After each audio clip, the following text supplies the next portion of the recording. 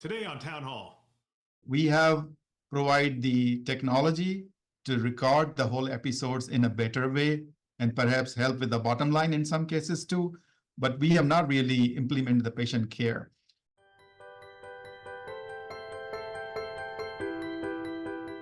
My name is Bill Russell. I'm a former CIO for a 16 hospital system and creator of This Week Health, where we are dedicated to transforming healthcare one connection at a time. Our Town Hall show is designed to bring insights from practitioners and leaders on the front lines of healthcare. Today's episode is sponsored by Meditech and Doctor First. All right, let's jump right into today's episode.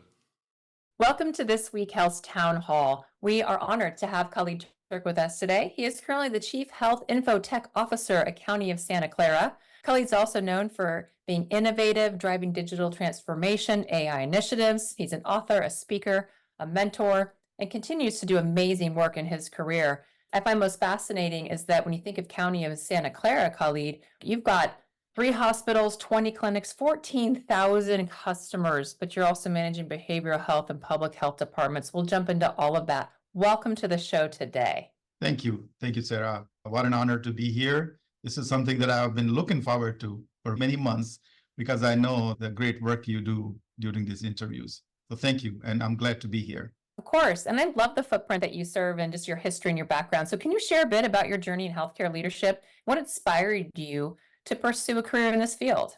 Yeah, I think it started with Happingtons, and then I fell in love with that. I started my career in technology as a software engineer many years ago, and it wasn't even in healthcare industry. I was actually working in telecom with AT&T, which used to be called SBC at the time. So yeah, I date back then. And I built some software for them on the mainframe, and we presented at a conference. People who are old like me, they know a tandem computer, what it is. And eventually it became Compaq, eventually it became HP. But at that time, it used to be a high availability system. So we built a web-based system on that. And at a conference, somebody looked at that and they were working at Kaiser. They approached us, our team, and say that, can you build a pharmacy refill system like that? Because we don't have currently. And this was before Kaiser implemented Epic, which was actually in 2004. So in 2000, I joined the healthcare. And I have never regretted since then. Almost 24 years. It's been a fantastic journey, starting humbly as a software engineer, as an interface analyst, as a project manager. Then for almost 10 years, I wandered around working as a consultant implementing Epic EMR. And in 2020, in the midst of pandemic, County of Santa Clara offered me to lead their health system, and I humbly accepted. And I've never regretted that. I'm glad to be here, and I love what I do, and I love my customers. I love the services we provide, and love the mission that we serve. And everybody here at the county, and especially in the health system, they are all mission driven. So it's great to be part of that team. When you've got a big team, you've got 260 people, your budget's over 150 million. You've done a ton with Epic and Epic Cloud. Your disaster recovery is noted. You've done the NetSmart My Avatar EHR for Behavioral Health Services Department, and you're in the heart of Silicon Valley. We love doing a little bit of a geography lesson. You've got a unique perspective in that you're seeing the newest advancements in innovation all of the time. With that being said, what are some of the most significant challenges and opportunities your healthcare system faces, and how do you address them? That's a great question. So you are right that we are in the midst of Silicon Valley. So one challenge that we face, obviously we are a public sector organization with limited resources. So how to attract the best and brightest talent and then keep them on our payroll, that definitely is the biggest challenge. But we have been lucky to recruit some of the best minds. I'm really honored and privileged to have a team of 260 individuals, as you mentioned, and they make a fantastic team. And that's the reason that we have been able to deliver before pandemic, during the pandemic, and even after the pandemic. So that's the main challenge, that how we can get those employees engaged on an ongoing basis. The point here is that we are a mission-driven organization. Our job is to provide healthcare to all under the umbrella of Santa Clara Health System, and everybody that works here that believes in that mission. So all the perks that happen, like free lunches and whatnot in the private sector, they really don't matter much to us because we come and drive to work every day with this thought in mind that what we are going to do, what we're going to contribute, that actually matters and matters to the lives of people who are not that fortunate enough. In Silicon Valley, we may have tens of billionaires, but if you walk around in the valley, you will see many people who don't have a shelter on their head. They don't have access to the clean water. They don't have access to healthcare. So what we do as a County of Santa Clara health system, we actually provide services to those underserved or totally not served population and a part of our community. So it's a huge reward in itself. So the challenge that we have from retaining the talent that we address with the mission, other than that, at a higher level or at a macro level, obviously we operate in the environment where we have giants around us, like Stanford Healthcare, Kaiser Permanente, Sutter, and they probably have deeper resources than we do. We have a limited amount of resources, as again, talking about being a public sector organization. So how we compete in that area, like if Stanford and Kaiser are providing the cutting edge patient portal, we have to get there. And that's the reason that organization 10 years ago decided to go on this journey of implementing Epic EMR. And since then, we have been pretty competitive. In some areas, actually, we have center of excellences available in our healthcare system. So to compete with other organizations, established large organizations like Kaiser Permanente and Stanford. And luckily, we have really good partnerships with them, so we can bank upon each other's learning, as well as at the operational level, which is not my department, but operational level, we also have a cooperation that we can also either transfer or divert our patients, as well as tap into the talent that is working in any of those organizations. So Silicon Valley provides a huge opportunity from that end and also a challenge. But I believe that we, as one of the largest public sector organization, healthcare organization, are doing our best to provide the best healthcare services to our individuals. It's impressive when you think about the breadth and depth of who you serve and where you are serving them. So when you think about how you have leveraged technology, the decision to go to Epic, the decision to keep up with the competition as much as possible, how are you improving patient outcomes and enhancing operational efficiencies in a way that makes you most proud of your organization? Yeah, it's interesting that you asked this question. I just had a conversation with my colleagues that how we can make sense of the technology from the business perspective. So at a high level at the county, we have a 3-year IT strategy, and IT strategy has been developed in conjunction by working with different business units. In the county's health system is not just one unit. We have public safety and justice, we have social services, we have parks and recreation, and many other departments that we serve our community through. But I'll focus on the healthcare system. So we work very closely with our business partners and our strategy, which has 7 different goals. At the core IT level, it'll focus on things like modernization of the infrastructure, like new age infrastructure should be there. But what does it mean to the business? Or we should modernize our business systems, or we should improve the official efficiency. What we have done underneath that, we have looked at the core business objectives that the business wants to achieve. Like they want to see more patients in some facilities. They want to save time and reduce the provider burnout, which has been our focus for a long while now. That when we first partnered with the Arch Collaborative and did the survey, that survey results were eye-opening. And since then, we have been working on different measures that, from your question's perspective, how we contribute to the operational efficiency.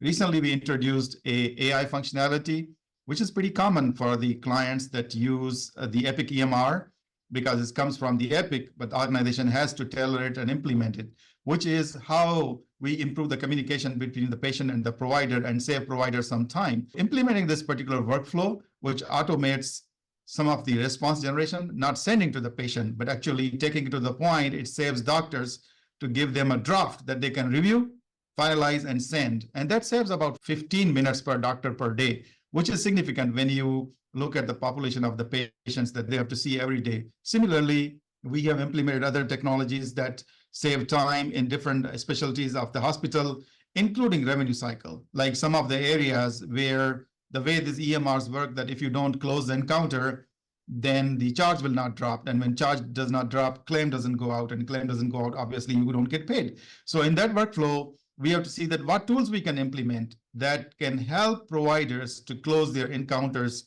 on time and the technology actually takes care of the rest of the thing. Same thing we are doing on the coding side, which is on the medical record side, HIM as typically they call them. In that area, we are also working on introducing some AI-based workflows. Currently, our coders look at the documentation and manually generate the codes that correspond to the diagnosis code, what I mean by that. And we are trying to enhance that by some AI functionality that they look at the huge database of the codes and bring in the optimal code to that. Number one, it saves time for the coders. They will, rather than going through this repository, they already have few codes to work with.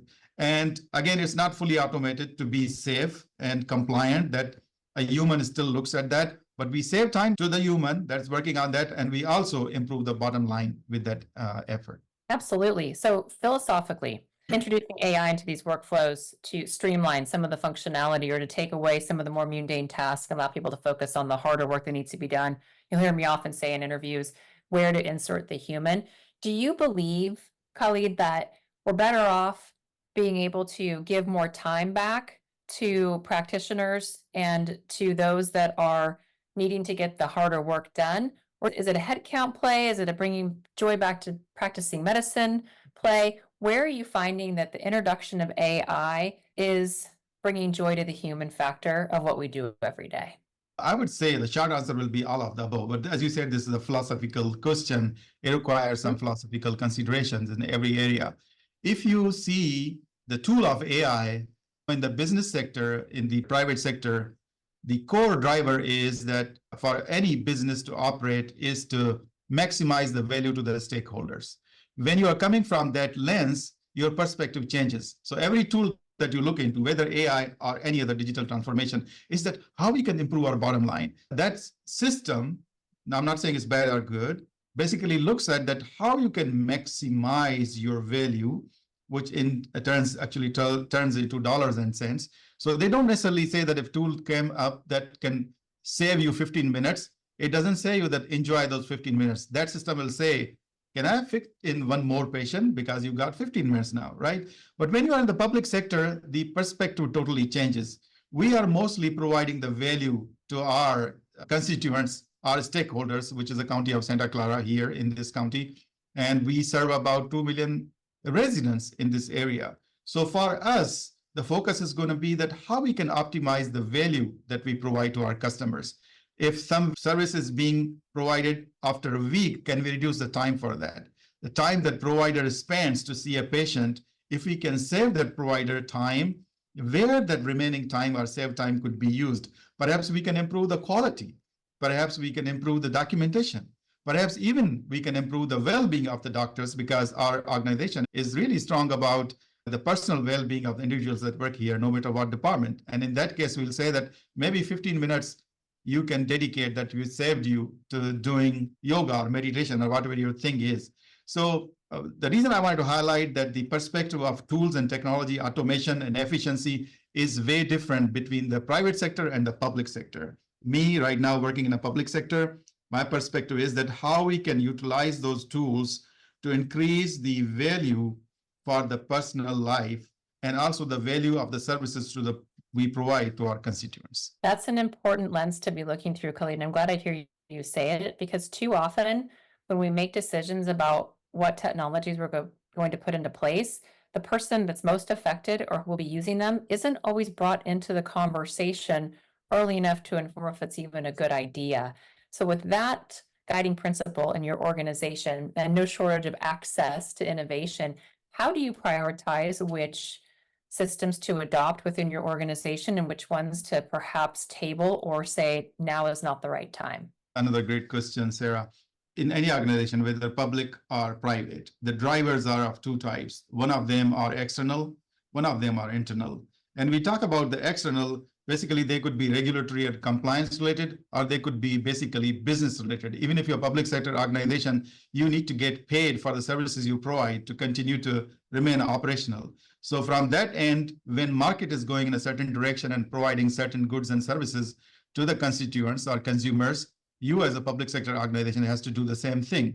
So sometimes when a competing service somewhere else has a function, I always use this very simple example. For example, patient portal that they can use to set up an appointment. If you're a competitor, even being in a public and private, they are not necessarily your competitors.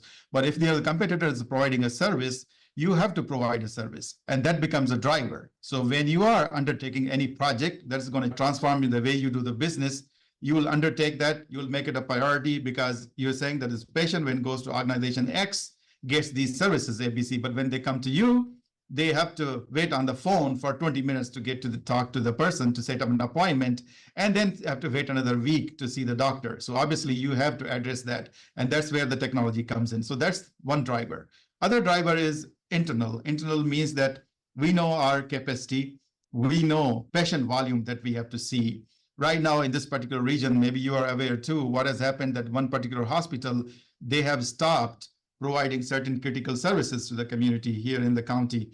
And because of that, our organization, Santa Clara Valley Healthcare, is getting additional patients. We don't have a choice but to take care of them. And in order to take care of them, what we have to do, add more people, enhance our technological capabilities in a way that we can handle that additional load of patient that is coming here, or do something radically different. So in this case, what we're going to do is that find the efficiencies in some of our systems. So we say that this particular service, because we are, for example, based on antiquated system, it is not going to be able to see more than 20 patients in a day. So we look at the possibilities and see that, yeah, if you can move them on the Epic EMR that we have done in some cases, or you can go to a different workflow that will require change of technology, then you can not only increase your capacity, but also provide additional services, which also tie back to your bottom line. So there are a couple of drivers. That's what I meant by the internal driver, that you looking at your own context, what is happening within the organization, and how you can meet your additional demands. Are you ready to get insider access to the latest health IT innovations? I'm Drex DeFord, and I want to personally invite you to one of our upcoming webinars, Fireside Chat, cutting-edge conversations with top CMIOs, sponsored by Dr. First. This is your chance to hear directly from some of the brightest minds in health IT as they share groundbreaking insights from one of our 229 executive summits. We'll cover the transformative power of AI, strategies for optimizing healthcare operations, tackling physician burnout, and the latest in population health management. Don't miss this opportunity to stay ahead of the curve and bring these cutting-edge ideas back to your organization. Register now. thisweekhealth.com/fireside chat. That's fireside-chat. thisweekhealth.com/fireside-chat. Thanks. See you there. Wouldn't it be great if it was that simple? When someone asks you the question like, hey, Khalid, how do you make true governing decisions in your organization? We have internal and external factors. Done. But of course, we know the politics that go along with that, serving the community, having the appropriate governance perspective, having the stakeholder management. It's so much more nuanced than that. And what's really special in what you have shared is that you've got this culture of continuous improvement, of serving everybody where they are. All healthcare systems do, and yet you're in a bit of a unique space. Tell me about how collaboration within your healthcare system and really creating those relationships with your peer group have allowed that perspective that you just shared to be so successful. Every change is easier said than done. So I understand all the challenges we would face. Sometimes even within the same organizations, the perspective are differing and even the priorities are differing. Your pharmacy head may have a certain goals in mind to maximize the output and service of the department, and the radiology or imaging may have totally different perspective, and having the limited resources, they will compete with each other and will clash. So I understand that's where you're coming from, or your comment that, yeah, it's never that easy, and we understand. So a couple of things. One of them is that how we have built the collaboration. I was telling you, and honestly, it's not just the words, I mean it, that most of our leaders are mission driven, so they know why they are there. So when we implemented Epic, we had a governance then, almost 10 years ago. And through that process, a lot of learnings were had, a lot of relationships were built. I personally believe the relationship makes things 50% there. The rest of the 50% is actually work. So once we agreed on a shared vision, our goals, and start building relationships, and once the EMR was rolled out 10 years ago, there was a lot of learning happening behind that. And based on those learnings, we have a very comprehensive governance model. My mantra of leadership is to be transparent, whether you are liked or not. If you don't tell the facts, always the outcome is going to be different than you want to drive yourself, your team, and your organization to. So in that process, different leaders gives us their priorities. Year round, we keep taking these tickets or requests to make announcements or do certain projects. We put them together. We have some scoring mechanism that we assign, and we bring that entire list 3 to 4 times a year, actually more than that, in front of our decision makers, all the executive director levels in this whole operation. And there are quite a few of them. We tell them, this is our capacity from the IT perspective. These are resources we have. Obviously, they can bring the finance side of that. They can bring the dollars, but still I'm limited by the number of human resources. No matter how many contractors you can bring in, there is still a limit on that. Then we work with them and prioritize. And sometimes it takes time to understand the goal or objective or even a project is more important. And based on that, when the decision is made, there's at least a consensus. And there's a clarity that, yeah, I'm not getting what I want today or tomorrow or 3 months from now, but it's coming down the pike in 6 to 12 months. So something like that. So I think my organization has been pretty successful in that. Sometimes we do get external pressures, like some regulation change that would make you to do things differently. And in that case, then we have to see that how we can expand, either bring in the external resources, or we tweak our teams in certain way, or we put something on the back burner and continue to work on that. It is never a 100% successful model, but I would say that 90% plus times we are able to serve our customers to their full satisfaction. Which is a huge win ratio. If 90% of the time governance is holding strong for you and your organization, that's a hallmark right there and something to be proud of, because too often there's all these conflicting priorities that are coming in from across the org. And I have found, at least in my experience, that the longer that a team has been together, building on that trust and the relationships and the outcomes and expectations, the adoption, the ROI, it's fascinating how well that flywheel can work. We've also seen it break over and over again. Name an organization that you've gone into and have not had to establish and maintain governance. That's And right. it's one of the things that should just be like on every CIO job description is organizational change management, governance, adoption, all these different aspects of what we do, because working with that human factor can be tough sometimes. People want to do the right thing for the right reasons, and that's where priorities can sometimes conflict. And I love hearing how well your organization is doing it. But think about this one. If you were to look ahead, I'm going to say a year, 18, 24 months. Going further than that, especially post-pandemic, feels a little bit fruitless in its effort.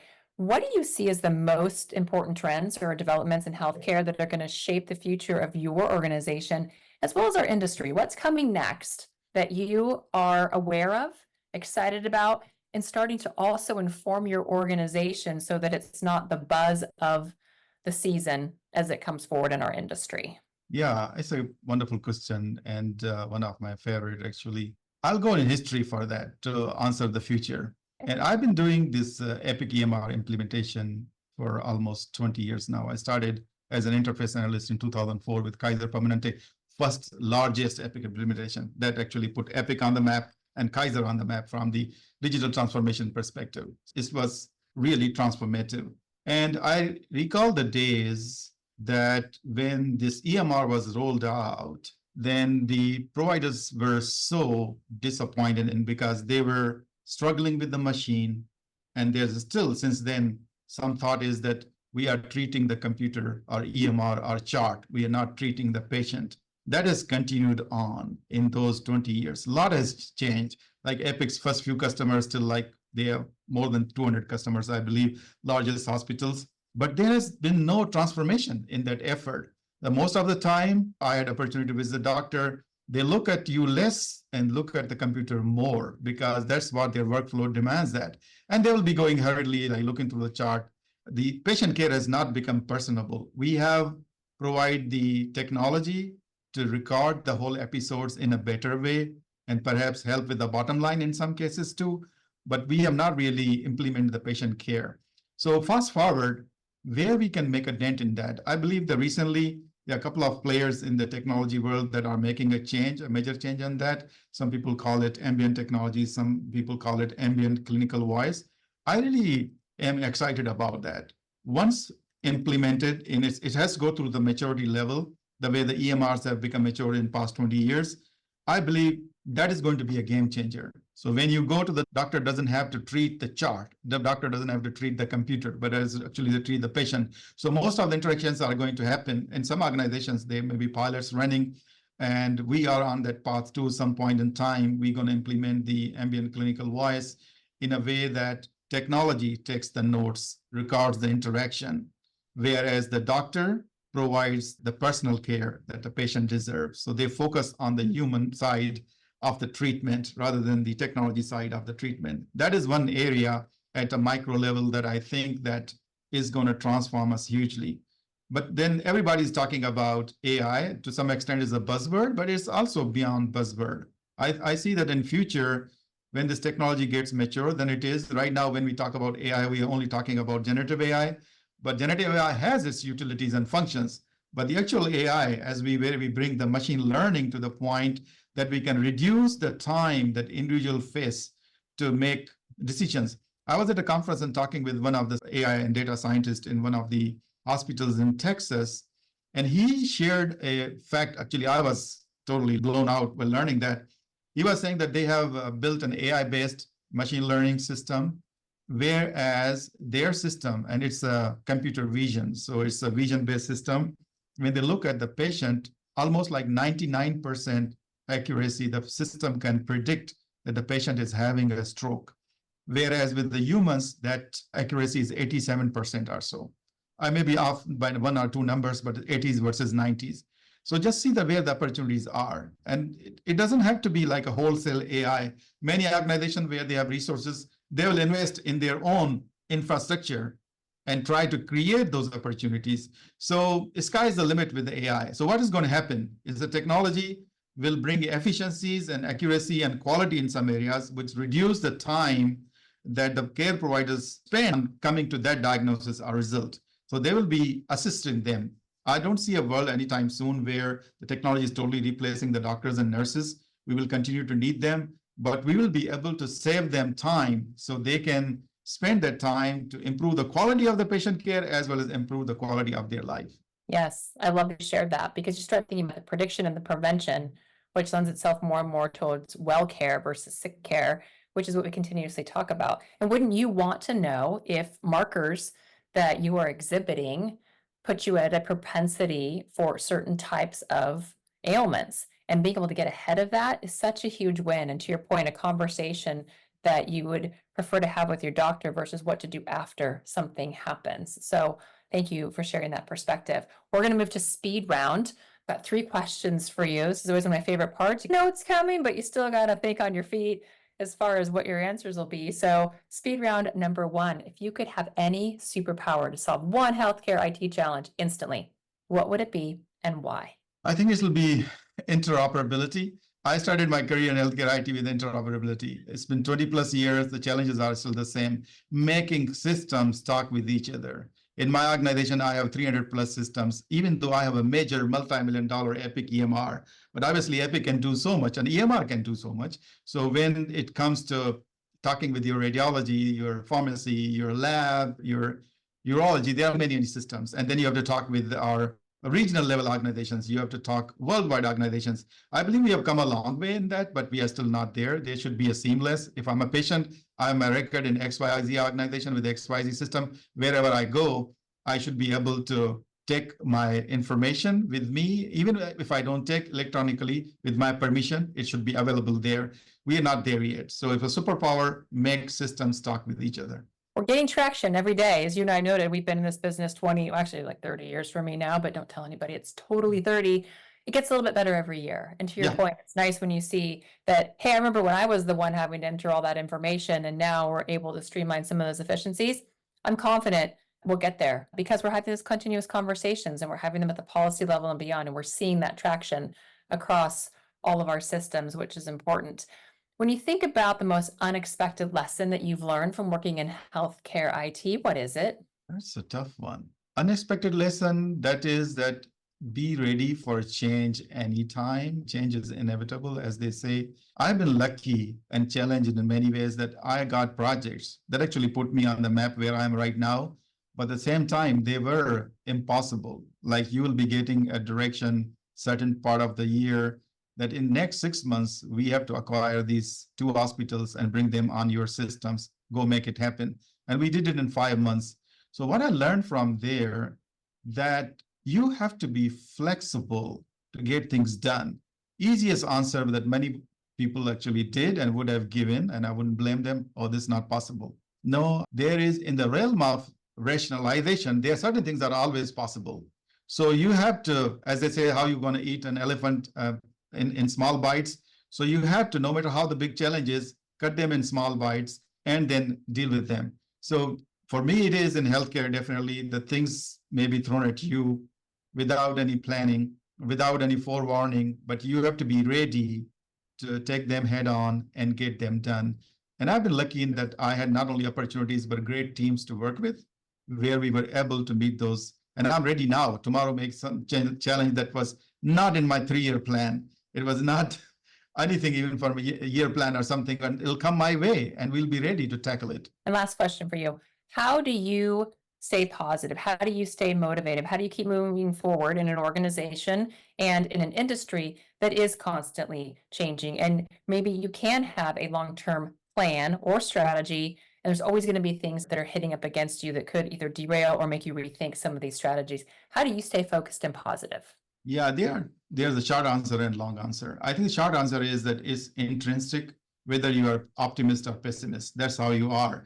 And obviously you as an individual, and even of us, is the sum of our past experiences. Some people have difficult experiences and they become, their outlook becomes gloomy on the life and things, and others, it could be positive. For me, I'm naturally an optimist person. So for me, it comes easily to stay positive. But if I really have to coach myself or other teams that I do mentor and coach, is that all the difficulties are time-based and temporary. They are not permanent. I'm talking about the context of work, not necessarily the generalizing to the life. In life, stories are different and different lessons. But in the work, you could be dealing with a difficult colleague, a difficult boss, difficult environment. All these things will change with time. Difficult projects, other challenges. So if you know that whatever challenge I have today, it wasn't there yesterday or week ago, and it won't be here 3 months from now. So from that end, I always know that these things are temporary, and with time, things will improve. So that's how I actually stay positive. And that's the sermon I give to the team that I lead.